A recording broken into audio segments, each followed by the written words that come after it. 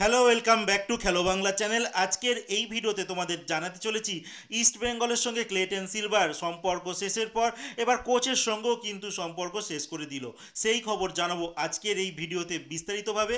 তাছাড়া থাকছে ইস্ট বেঙ্গল দল একজন ব্রাজিলিয়ান খেলোয়াড়কে চুপচাপ কিন্তু সই করিয়ে নিল, তারও আপডেট দেবো। আর সুপার কাপে ইস্ট বেঙ্গল দল সম্ভবত 4জন বিদেশিকে নিয়ে হয়তো শুরু করতে চলেছে।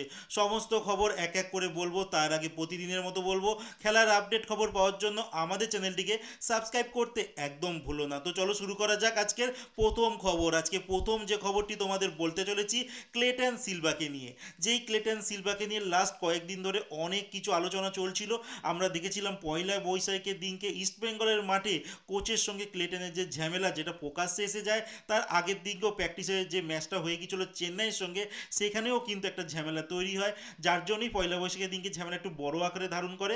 আর এইটাই কিন্তু ইস্ট বেঙ্গলের ইমামি ম্যানেজমেন্ট ভালোভাবে কিন্তু দেখেনি, আর যার খেসারত দিতে হলো ক্লেটন সিলভাকে।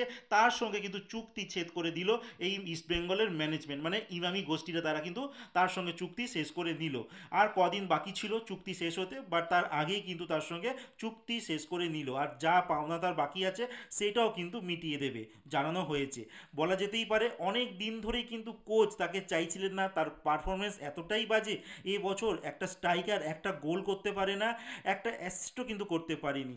লাস্ট ইয়ার কিন্তু এই খেলোয়াড়টির হাত ধরেই কিন্তু ইস্টবেঙ্গল দল 12 বছর পর কোনো সর্বভারতীয় স্তরে একটা টুর্নামেন্ট চ্যাম্পিয়ন হয়, মানে সুপার কাপ চ্যাম্পিয়ন হয়।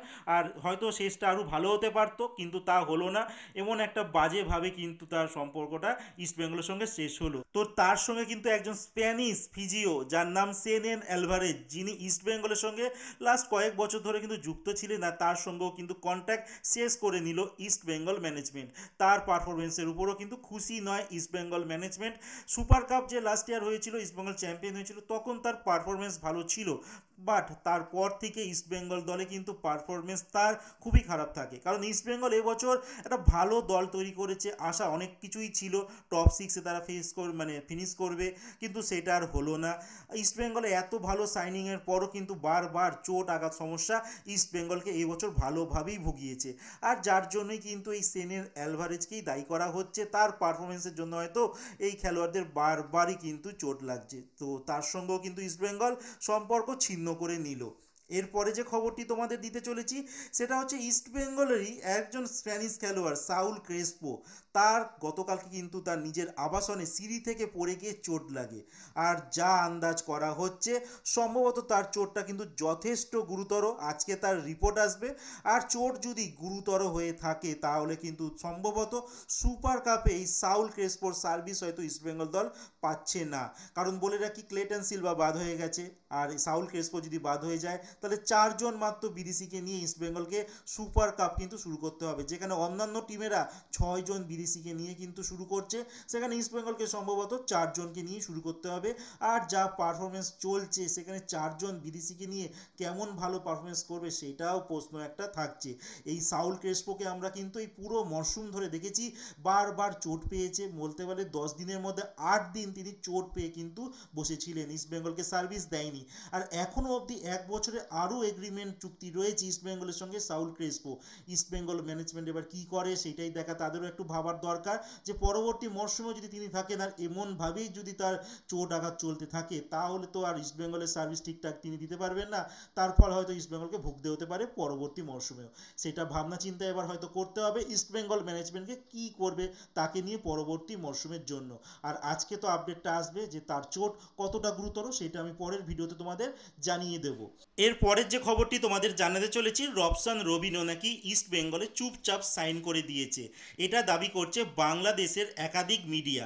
আর তাদের মধ্যে অন্যতম একটা সেরা মিডিয়া প্ল্যাটফর্ম আছে যারা 90% কিন্তু সঠিক খবর দেয়, বাংলাদেশ লাইভ বলে একটা পেজ রয়েছে, সেখান থেকেও দাবি করা হচ্ছে নাকি ইস্ট বেঙ্গলে সাইন করে দিয়েছে রবসান রবিনো। এবার কতটা সত্যতা রয়েছে এই খবরে সেই নিয়ে প্রশ্ন থাকছে, কারণ ভারতীয় কোনো মিডিয়া কিন্তু এই ব্যাপারে এখনও অবধি কিছু জানায়নি। তো সেক্ষেত্রে বাংলাদেশ কিন্তু কিন্তু ইন্ডিয়া নিয়ে কিন্তু অনেক ভুলভ্রান্তি নিউজ করে। আর আমরা দেখেছি তাদের দেশের ক্ষেত্রে হয়তো তারা ঠিক বলছে, তাদের দেশের যে খবরগুলো ফুটবলের উপরে আসে সেগুলো হতে পারে তারা ঠিক বলে, বাট ইন্ডিয়ার ক্ষেত্রে তারা কিন্তু ম্যাক্সিমামই ভুলভাল খবর বলে থাকে। তো সেই দিক থেকে এই প্রশ্ন নিয়ে কিন্তু একটা মানে এই যে যেটা সই করেছে এই নিয়ে কিন্তু একটা প্রশ্নচিহ্ন থেকে যায়। আর আমি নিজেও চেক করেছিলাম ট্রান্সফার মার্কেটে, যেখানে কিন্তু এর কোনো সঠিক ভিত্তি পাইনি যে এটা আদেও সাইন হয়েছে কিনা। তো সেক্ষেত্রে আমার তো মনে হয় এখনও কোনো সাইন হয়নি, পুরোটাই যেহেতু ক্লেটন সিলভা ইস্টবেঙ্গল ছেড়ে দিয়েছে সেই জন্যই হয়তো এটা রুমার একটা ছড়িয়ে গেছে যে রবসান রবিনও ইস্টবেঙ্গলে সাইন করে দিয়েছে। আর এটা আমরা বলতেই পারি ইস্টবেঙ্গল কিন্তু একটা সময় কিন্তু রবসানকে চাইছিল, আর রবসনের প্রতি ইস্টবেঙ্গল একটা ইন্টারেস্টও রয়েছে সাইন করানোর জন্য। দেখা যাক যদি সাইন হয়ে যায় তো ইস্টবেঙ্গলের জন্য একটা ভালো সাইন হবে, ইস্টবেঙ্গলের জনতাও কিন্তু রবসনকে যথেষ্ট ভালোবাসে আর চায়। এবার দেখার বিষয় ডিলটা ডান হয় কিনা। তো আজকের মতো খেলার খবর এতটুকুই, ভালো থেকো সুস্থ থেকো, দেখা হচ্ছে আরেকটা নতুন ভিডিওতে।